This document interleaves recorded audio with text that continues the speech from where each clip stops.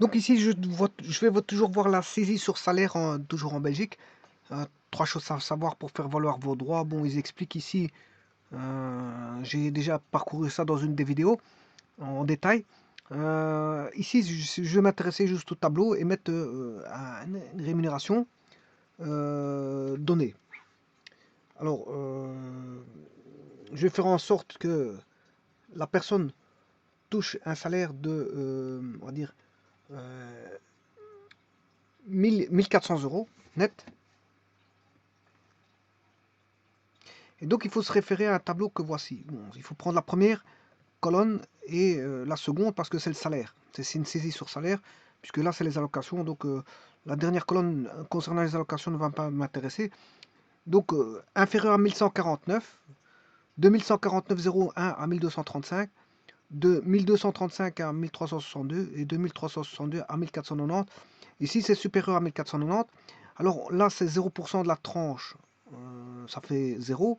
20% de la tranche ici, 30% de la tranche là, 40% de la tranche ici. Et le restant, bon, c'est un montant illimité.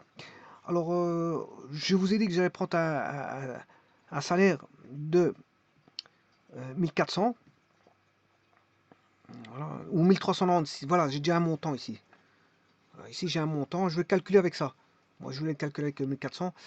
Là, j'ai un montant qui est déjà fixé. Voilà, la tranche, c'est celle-ci. Donc, c'est de 0 à 1149. La deuxième tranche est de 1149,01 à 1235. La troisième de 1235 à 1362. La quatrième de 1362,01 à 1490. Et la cinquième, c'est de 1490,01 à au-delà. Alors, si je fais la différence entre 1149 et 0, c'est 1149. La différence entre 1235 et 1149,01, c'est 85,99. La différence entre 1362 et 1235, c'est 127. La différence entre 1490 et 1362,01, c'est 1127,99. Alors 0% de 1149, c'est 0. 20% de 85,99, c'est 17,20. 30% de 127, c'est 38,10. Et 40% de 127, c'est 51,20. Alors ici, je vais calculer donc la tranche, la dernière tranche. Est-ce qu'il a le droit à la tranche 1? Oui, parce que 1370 est dans la tranche 1. Est-ce qu'il a le droit à la tranche 2? Oui, il a le droit à la tranche 2. Est-ce qu'il a droit à la tranche 3? Oui. Et pour. Voilà, donc il a droit à la tranche 1, tranche 2, enfin droit. On a le droit de lui enlever ceci. C'est pas que lui, il a le droit. C'est un enlèvement, c'est une saisie sur salaire. Donc pour lui, ça reste, veut dire, une espèce de punition, hein, voilà, donc c'est pas forcément un droit, c'est un droit du créancier de lui prendre, c'est surtout ça. Voilà, ça dépend de quel point de vue on regarde. Le créancier, c'est un droit voilà, de venir faire une saisie sur salaire. Quant à la personne qui est endettée et qui doit payer, ben, ça reste une espèce de punition. Enfin bref, ceci étant dit, bon, il a le droit à enfin, le créancier a droit à la tranche 1, tranche 2, tranche 3. Et pour la tranche 4, il faut faire un calcul, voilà, qui est de 1362 moins 1370 pour avoir l'écart. Voilà, parce qu'il est dans la tranche 4, mais il a une partie de l'écart. Voilà. Donc, ce qui veut dire que là, il n'a qu'une partie de l'écart. Alors,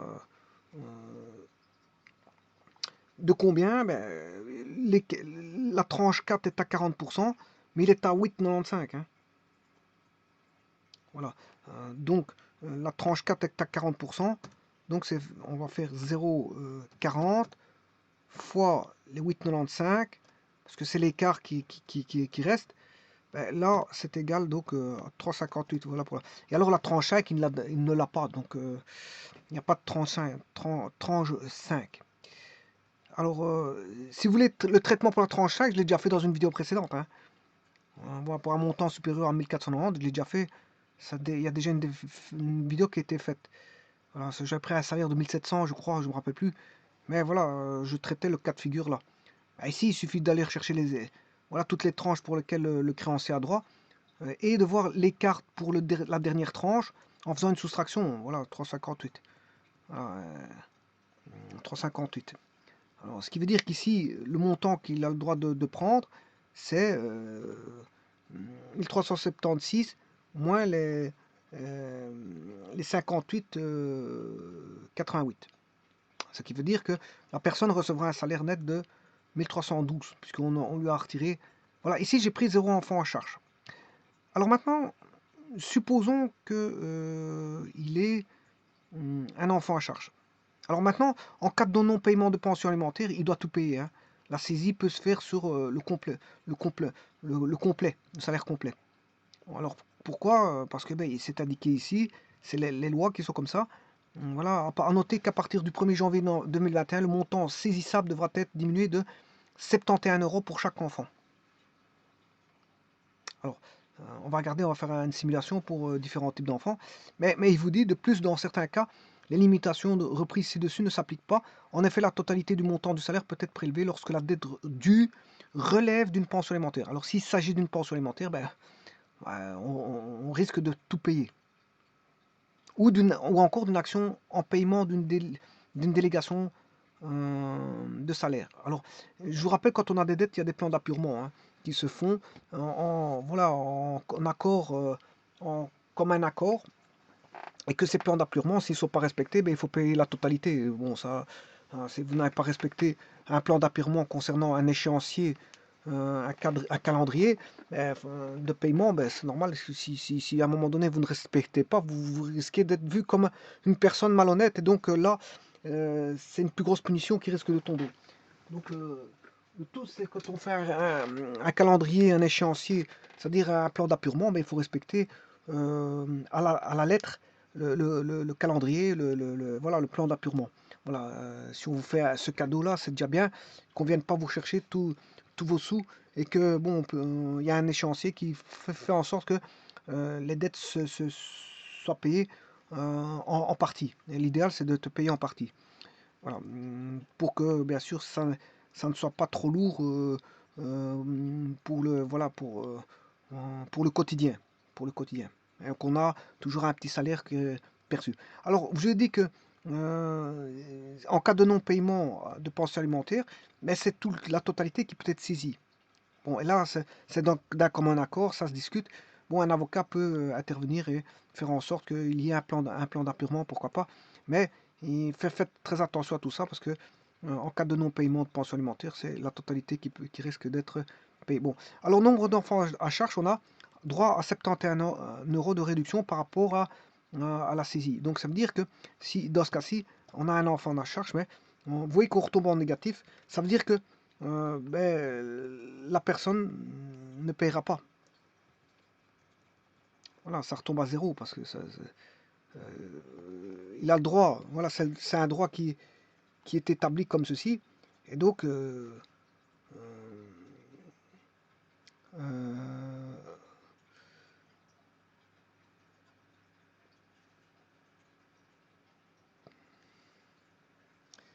ici, comme il a un enfant à charge,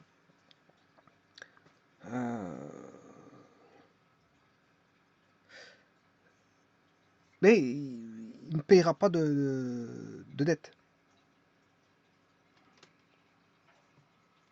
Alors maintenant, s'il avait 2 enfants à charge, alors chaque fois que ça devient négatif, il ne paiera pas, hein. Il ne paiera pas. Donc dans ce cas-ci, 2 fois 71,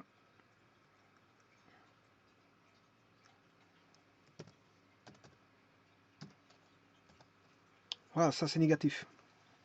Donc là, il ne paiera pas. Dès le moment où ça devient négatif, alors s'il y avait 3 enfants, c'est pareil, hein. Donc 1, 2, 3 enfants, il ne paiera pas.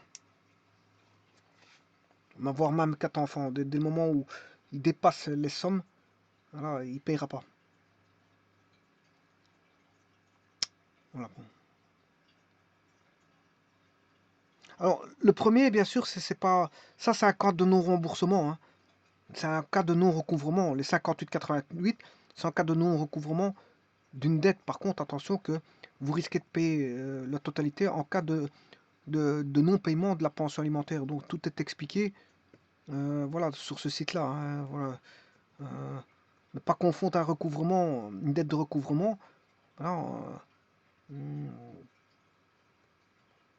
voilà, saisie, suivant la réglementation. Ça, c'est un non-remboursement de dette. Voilà, c'est une espèce voilà, de règlement à l'amiable, bien sûr. Enfin, c'est pas à l'amiable ici, c'est réglementaire. C'est règlement. On peut avoir des plans d'appurement à l'amiable, mais ici, c'est réglementaire. Donc, il faut suivre un tableau qui est donné, qui est dicté ici. Voilà. Mais à l'amiable, on peut encore discuter. C'est une discussion qui peut se faire à l'amiable pour un règlement d'appurement de dette. Et alors, une dette, on n'efface jamais les dettes, hein, bon, jamais de la vie, parce que le fait d'effacer les dettes, ça permet à la personne qui n'a pas payé ses dettes de recommencer, de renouveler de nouvelles dettes et de ne pas les payer à l'avenir. Donc ça est à éviter, à proscrire. Toute dette mérite d'être payée, et c'est comme ça. Quand on fait des dettes, quelle que soit la personne, qu'il soit, doit les payer. Et maintenant, il y a des pays qui doivent des dettes, ces pays doivent les payer aussi bien. On n'efface jamais une dette. Voilà, l'effacement d'une dette se fait jamais. Même les pays ont suffisamment de ressources naturelles pour pouvoir payer une créance par des ressources naturelles. Donc on ne peut pas effacer des dettes. Bon, parce que ça risque de faire en sorte que celui qui subit les dommages, c'est le pays qui efface les dettes. Donc si un pays a une dette vis-à-vis d'un autre, bon, s'il compte, il efface les dettes, bon, ça, il ne cède pas lui-même, parce que le jour où il sera dans un pays, dans un, comment on appelle ça, en difficulté financière, c'est pas le pays qui ne lui a pas donné cette dette qui viendra l'aider. Donc c'est pas comme ça que ça se passe. Hein. Quand on a une dette, eh ben, il faut la payer. Même 20 ans après ou 30 ans après, c'est comme ça.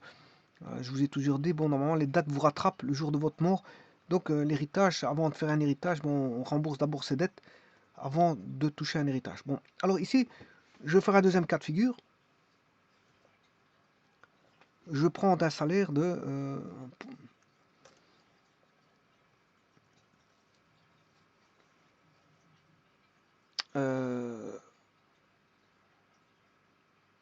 1400. 1400. Alors, il a le droit à la tranche 1. Voilà. Il a le droit à la tranche 1. Il a le droit à la tranche 2. Enfin, il a le droit, le créancier, bien sûr, je parle du créancier. Il a le droit à la tranche 3. Et alors, 1400. Alors, il faut enlever 1362, ce qui fait 37,99. Le 39, ici, la tranche 4 est à 40%. Je fais x 0,4, ça fait 15. Ce qui veut dire qu'on a 15,20 ici. Au total, ça fait 0 plus 17, 20, plus 38, 10, plus 15, 20, ça fait 70,49. Donc, il touchera dans sa poche 1329,51 parce qu'il a payé 70. Maintenant, s'il a un enfant à charge, ben, il ne paiera pas cette dette-là parce que bon, voilà, ça retombe en négatif. Donc, voilà, il ne paiera pas cette dette-là. Voilà. Bon, mais s'il n'a pas d'enfant à charge, zéro, là, à ce moment-là, il devra payer les 70,49. Et maintenant, si c'est un cas de non-paiement de pension alimentaire, il risque de payer les 1400 euros en totalité. Donc, faut faire attention au recouvrement de dette, de quelle dette il s'agit. Alors, je veux bien encore essayer un exemple. Je prends 1200 euros. Ah, 1200. Si je prends 1200, bon, on est dans la tranche 1, oui, 0. Dans la tranche 2, oui, il ne sera pas. Alors, dans la tranche 2, c'est 1200 moins 1149,01. Ce qui fait. L'écart, c'est ceci. Mais cette fois-ci, il est à 20%. Hein, parce que la tranche 2 est à 20%. Donc, c'est 0,20. 0,20, c'est 0,2. 10, 198. Donc, tranche 1, oui. Tranche 2, c'est 10, 198. Plus le salaire est bas, moins on paye bien sûr, de quote-part de saisie. Hein, ça, c'est évident. Et donc là, il n'a que 10,20 € à payer. 1200 moins 10,20, 1189. Et il reçoit en poche 1189, et maintenant, s'il a un enfant à charge, ça devient négatif, il ne payera pas ces 10 euros. Et en cas de pension alimentaire, on risque de lui saisir la totalité.